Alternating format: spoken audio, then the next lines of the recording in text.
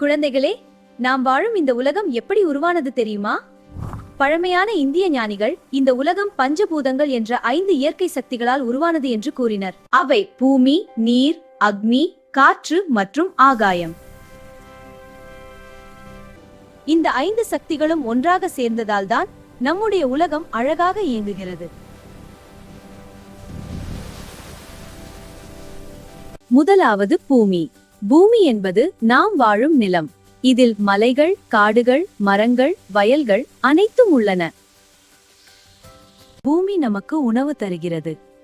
மரங்கள் வளர உதவுகிறது. அனைத்து உயிர்களுக்கும் வாழ இடம் தருகிறது.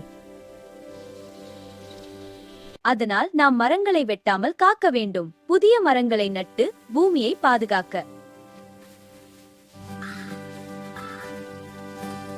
நீர் அனைத்து உயிர்களுக்கும் மிகவும் முக்கியமானது. நீர் இல்லாமல் மனிதர்களும் விலங்குகளும் வாழ முடியாது.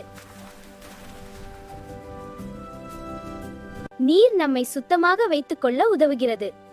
பயிர்கள் வளரவும் உதவுகிறது.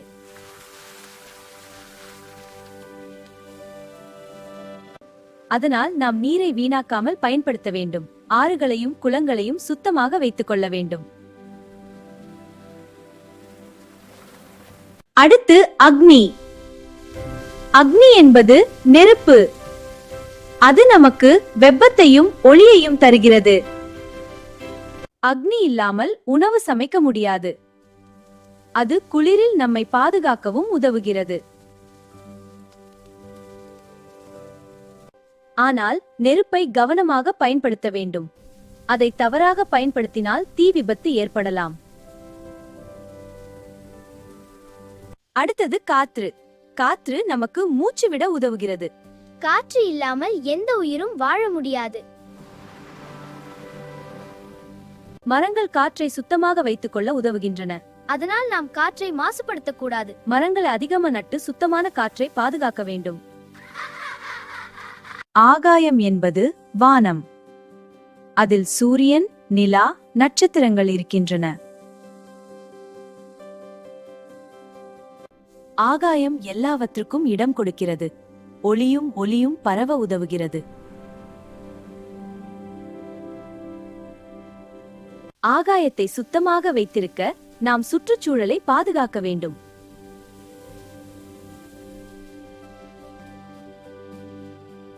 பூமி, நீர், அக்னி, காற்று, ஆகாயம், இந்த 5 பஞ்சபூதங்களும் நம் உலகை அழகாகவும் உயிருடன் இருக்கவும் செய்கின்றன.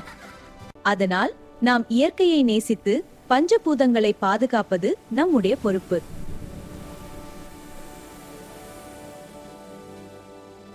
Hey kids, if you like this, give it a thumbs up. Yeah, and don't forget to share it with your friends. And subscribe so you don't miss any fun videos. Like, share, and subscribe.